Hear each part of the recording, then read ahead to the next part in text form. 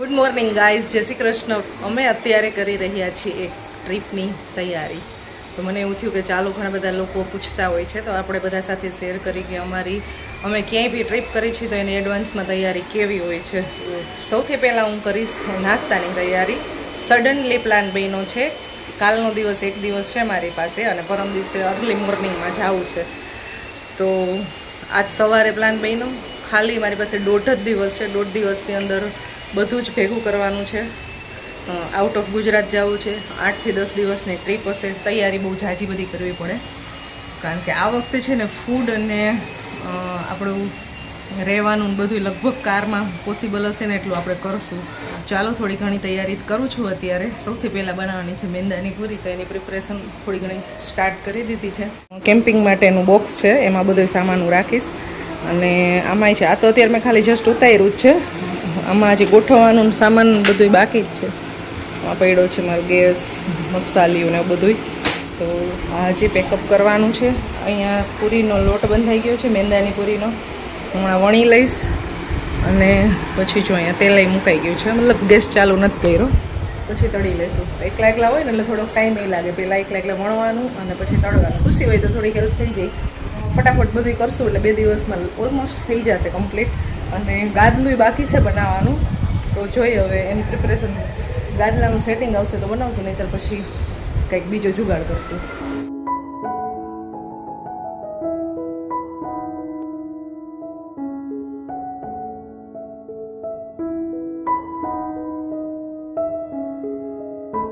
તો ગાઈસ, આપણે અત્યારે બેડ બનાવવાનો છે ને એના માટેનું આખું જે આ કવર હોય ને તૈયાર કરી લીધું છે.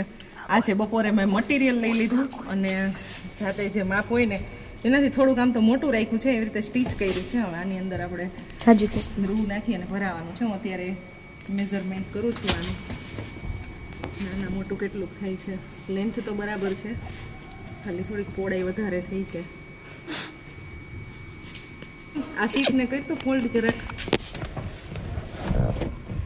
ગાઈસ, જો એમાં દોસ્તારને જો મમ્મી શું કરે છે, ઊભા રહો તમે દેખાડું. અહીંથી આગલી સીટમાંથી જઈને દેખાડું.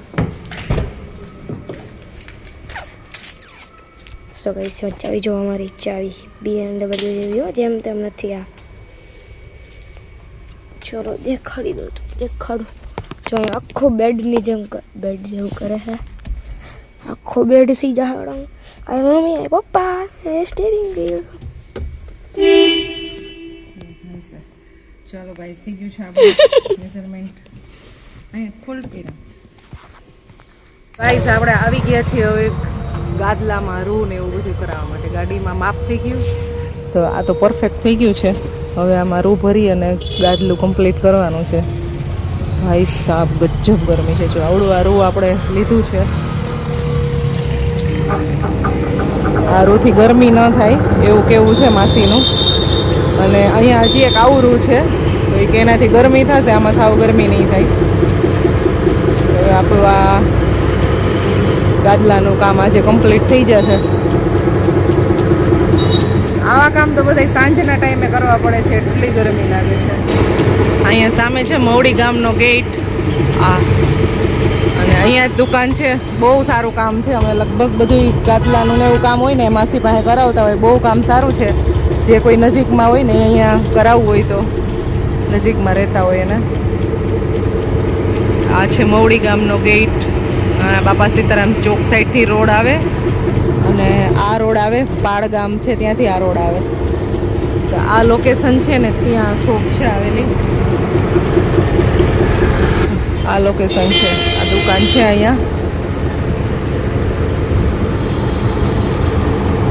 અહીંયા રૂ પીંજાય છે આવી રીતે, એકદમ સોફ્ટ ફોર્મ થઈ જાય છે. પછી આમાં ભરવાનું હોય આપણે ગાદલામાં. આની અંદર પંખો કે કાંઈ ચાલે નહીં. અને માસી એટલી ગરમીમાં સખત મહેનત કરે છે. ભાઈ, આ બધા આગળની જનરેશનને સેલ્યુટ છે, જે આપણી મમ્મીઓ વાડીઓમાં કામ કરે છે. અહીંયા આવડી એજના લોકો અહીંયા એટલું કામ કરતા હોય ગરમીમાં, બધા મહેનત કરતા હોય. આવી માને બધાને સેલ્યુટ છે.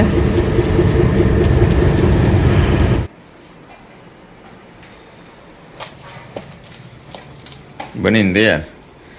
ફાઇનલ એમ ને હવે ટ્રીપમાં જવું કંઈ હેલું નથી કે એવું છે આ બધું કરવું પડે કા તો ઓહો તમે પણ તેલ બહુ ઓછું રાખ્યું છે કેટલું જ હોય જરા ત્રાસું થઈ જાય ધ્યાન રાખવું બાપા પકડવું પડે તો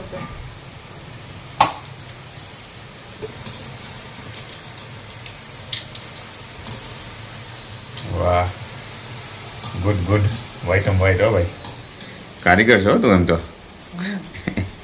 દુકાન ખોલવી છે એમ આવડો ઘાણો પછી નહીં બધી દુકાનો જ ખોલવી કેટલાક બિઝનેસ કરવાના આજે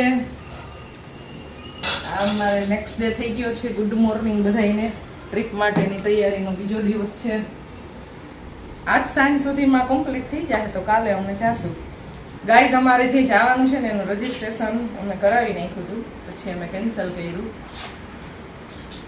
પછી પાછું અત્યારે હવે વિચાર્યું છે કે ચાલો જઈએ બધું ઓકે છે તો હવે જોઈ પાછું કંઈક કરવું પડશે થોડા ઘણા લોકોને આઈડિયા આવી ગયો હશે ક્યાં જવાના છે કમેન્ટ કરવા માંગજો इसमें हींग नहीं छाटना है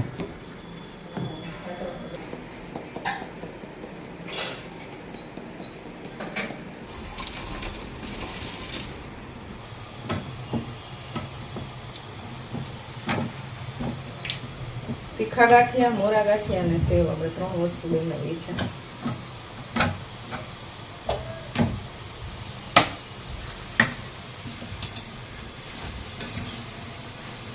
ગાઈઝ અમારી ગાડી માટે બેડ બનીને રેડી થઈ ગયો છે મતલબ એનું જે અમારે ગાદલું બનાવવાનું હતું ને આવી ગયું છે તો બતાવું તમને અહીંયા મેં પેક કરીને આવી રીતે રાખ્યું હતું આટલું ફોલ્ડ થઈ જાય છે પણ પહોળાઈ બહુ ઝાઝી છે થોડીક એવી વધારે થઈ છે અને બાકી જો આ ટ્રીપ માટેનો સામાન અત્યારે હું એ બધું ભેગું કરતી હતી આટલી વસ્તુ અત્યારે થઈ હતી અને બાકી હજી ઘણી બધું છે એ થોડું ઘણું પેકઅપ થઈ ગયું છે પણ અત્યારે એક બહુ મોટો ઇસ્યુ આવી ગયો છે અમારે જવાનું હતું બદ્રીનાથની ટ્રીપ ઉપર પણ ત્યાં છે ને પહેલાં રજિસ્ટ્રેશન કરાવેલું હતું પછી થોડાક ઇસ્યુને લીધે અમારી ટ્રીપ કેન્સલ ત્યારે કરવી પડી એટલે અમે ના ગયા પછી પાછું રજિસ્ટ્રેશન કરીએ છીએ ને તો રજિસ્ટ્રેશન હવે નથી ખુલતું ને સ્લોટ 4 ધામના અત્યારે બંધ થઈ ગયા છે અને જુલાઈમાં ખુલશે પછી અમે બીજી જગ્યાએ પ્લાન કરેલો પણ હવે પાછું ગાડીનો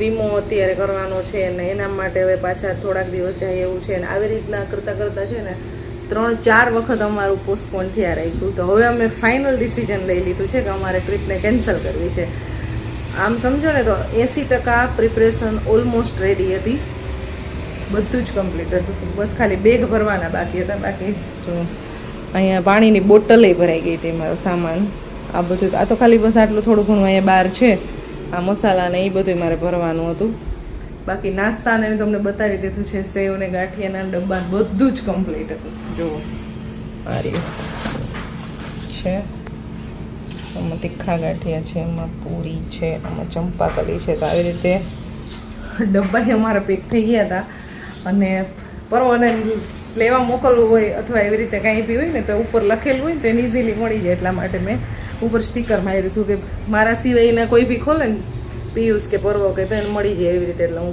જનરલી ટ્રાન્સપરન્ટ વસ્તુ જે લાવી ને એની ઉપર સ્ટીકર મારતી હોય તો ઓલમોસ્ટ રેડી થઈ ગયું હતું બધું અને પછી ફાઇનલી 3-4 વખત પોસ્ટપોન થયું ને 3-4 વખત એટલે અમે ફાઇનલ ડિસિઝન એવું લઈ લીધું કે આટલું બધું થાય છે ને તો ટ્રીપને કેન્સલ કરાય એમ કારણ કે અમુક વસ્તુ એવી હોય છે કે આપણે વારંવાર ત્યાં જવાનું એવું રૂકાવટ આવતી હોય ને તો પછી પાછું વળી જવું જોઈએ એવું સમજી અને હવે અમે કેન્સલ કરી નાખી છે ટ્રીપ ફાઇનલી તો આવું તો પહેલી વાર થયું છે આટલું બધું અને આની પહેલાં અમારે એક ટ્રીપ કરવાની હતી એમાં એવું થયું હતું તો હમણાં થોડુંક ડીલે થતું જાય છે નહીંતર આપણે હરિદ્વાર ઋષિકેશ બદ્રીનાથ એ બધી ટ્રીપ કરવાની હતી કાંઈ વાંધો નહીં નેક્સ્ટ ટાઈમ જ્યારે બદ્રી વિશાલની ઈચ્છા હશે ત્યારે દર્શન કરશું આપણે અને આમે એવું જ હોય છે કે જ્યારે ભગવાનની ઈચ્છા હોય ને ત્યારે જ આપણે જઈ શકતા હોય તો એની ઈચ્છા હશે દર્શન આપવાની ત્યારે આપણે જઈશું ચાલો કાંઈ વાંધો નહીં, જેટલું બી મેં બધું પેકઅપ કર્યું હતું એને પાછું હવે પોતપોતાની જગ્યાએ રાખી અને સેટ કરી દઈએ આપણે. ચાલો ગાઈસ, કાંઈ વાંધો નહીં, ટ્રીપ તો હવે ઇન ફ્યુચર ચાલુ જ રહેવાની છે અને તમને નવા નવા અમે મસ્ત બ્લોગ બતાવશું. પછી અત્યારે ફાઇનલી અમે કેન્સલ કરી નાખી છે અને બસ હવે પાછું હું આ બધો સામાન છે ને પાછો સેટ કરી નાખું છું. ચાલો ગાઈસ, તો હવે ફાઇનલી વ્લોગને એન્ડ કરી દઉં. ટ્રીપની 2-3 દિવસથી તૈયારી ચાલતી હતી, ઓલમોસ્ટ ડન હતું, પણ હવે ઇસ્યુને લીધે આપણે કેન્સલ કરી નાખી છે. રજિસ્ટ્રેશન થયું નથી એટલે ખાસ કરીને, અને રજિસ્ટ્રેશન બતાવે છે જુલાઈ મહિનાની 1 તારીખે, ત્યાં સુધી છે જ નહીં સ્લોટ કંઈ ખાલી. એટલે ફાઇનલ એવો ડિસિઝન લીધો આપણે કે હવે ટ્રીપને કેન્સલ કરી નાખી. આજુબાજુમાં પહેલાં વિચાર્યું હતું જવાનું, એ કેન્સલ કર્યું હવે, કારણ કે બીજા ઇસ્યુ ઘણા બધા છે એટલે. તો ચાલો વ્લોગને એન્ડ કરી દઈએ. તમને મળશું સરસ મજાના એક મસ્ત મજાના વ્લોગમાં, કારણ કે હવે પાછા અમારે મહેમાન બધા આવવાના છે, તો તમને ઇન્ટરેસ્ટિંગ વ્લોગ જોવા મળશે. નવા હોય ચેનલને સબસ્ક્રાઈબ કરી દેજો, લાઈક કરી દેજો. પછી નેક્સ્ટ વિડીયોમાં બાય બાય. જય શ્રી કૃષ્ણ ગાઈસ બધાને.